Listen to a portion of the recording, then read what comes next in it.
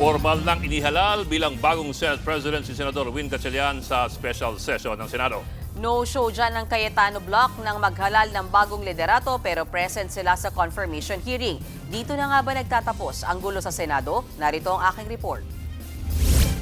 All those in favor of Senator Sherwin Gatchalian as Senate President of the Republic of the Philippines, say aye. Aye. All those against, say nay. The ayes have it. Senator Sherwin Gatchalian is declared Senate President of the Republic of the Philippines. Unanimous ang nakuhang boto sa pamamagitan ng acclamation ni Senator Sherwin Gatchalian bilang bagong Senate President. 13 senador ang dumalo sa special session ay pinatawag ni Pangulong Bongbong Marcos. Sapat na bilang para formal na maluklok na lider ng Senado si Gatchalian. I, Sherwin Gatchalian, Having been elected to the position of Senate President, having been elected to the position of Senate President, Agad din siyang nanumpa. Ang nabakante namang pwesto ng Senate President pro tempore napunta kay Senator Tito Soto. Ang bumuo sa inaasam na 13 senators para magkakorum si Senator Joel Villanueva. Niyakap at inakbayan pa siya ng kanyang mga kapwa-senador pagdating niya sa plenaryo. Pinasalamatan ni Senador Ping Lacson sina Senators Villanueva at Chis Escudero na nag-over the bakod mula sa grupo ni dating Senate President Alan Peter Cayetano. I think I will be remiss of my duty and responsibility as a senator, colleague, and friend if I didn't thank and commend our two distinguished colleagues, Senator Chis Escudero and Senator Joel Villanueva, for responding to their higher calling for this chamber, our beloved institution known as the Philippine Senate. Dito rin inanunsyo ni Senator Lacson na pagod na siyang mawala ng kaibigan at magkaroon ng kaaway, kaya binitiwan niya na ang chairmanship ng Blue Ribbon Committee. Sa ngayon, nananatiling chairman ng komite si Senator Erwin Tulfo. May plano pa ba silang imbitahan ang mga umano'y nagpakilalang bagman ni Zaldico? Salita na ho yun, paulit-ulit na lang. Unless kung meron silang bagong testigo naman na credible. At gusto natin sa Blue Ribbon, magdala sila ng dokumento.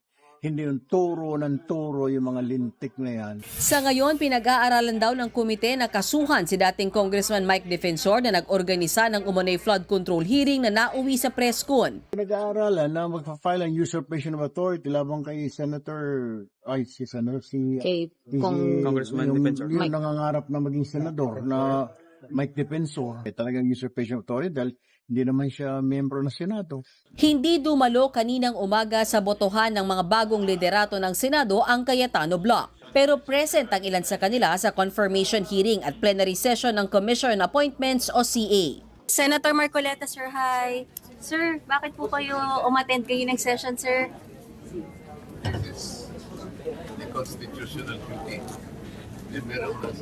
I congratulate Sherwin, a dedicated, disciplined, hardworking, brilliant colleague and a dear friend. So I congratulate all of them and I'm glad na 13 ang boto, so maayos na, legal na. Hopefully, sana tapos na yung gulo, makapagtrabaho na tayo. Si Senator Amy Marcos naman matipid ang sagot ng tanungin ko kung tapos na ba ang gulo sa Senado. Ma'am, tapos na kaya yung gulo? Hopeful kayo, ma'am? Ang kapatid ni dating Senate President Alan Peter Cayetano natanong kung suportado ang liderato ni Gatchalian. Common sense, di ba? What's in the rules? What's in the Constitution? When you have 13, yun lang. So, hindi sumunod sa rules, doon lang naman kami may problema. Wala si dating Senate President Cayetano sa plenaryo, pero bago magsimula ang special session, naglabas siya ng statement at nag-concede. Nakausap na raw niya si Senator Joel Villanueva at alam na niyang selyado na ng Gatchalian Block ang 13 para maghalal ng bagong SP. Ayon pa kay Cayetano, isang malaking karangalan para sa kanya ang magsilbi bilang Senate President. Kumusta naman kaya ang relasyon ni Cayetano at ni Senator Villanueva? We're brothers, at the end of the day.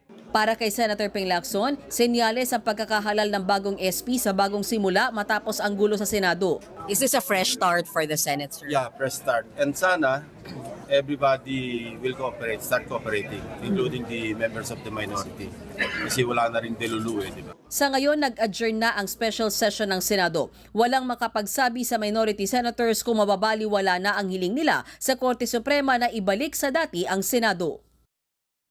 Mga kapatid, Ed Lingaw po, maging maalam at may pakialam sa mga napapanahong balita sa ating bansa. Para sa mas malilimang pagtalakay at paghimay sa mga issue at headlines, mag-follow at mag-subscribe sa social media pages ng News 5.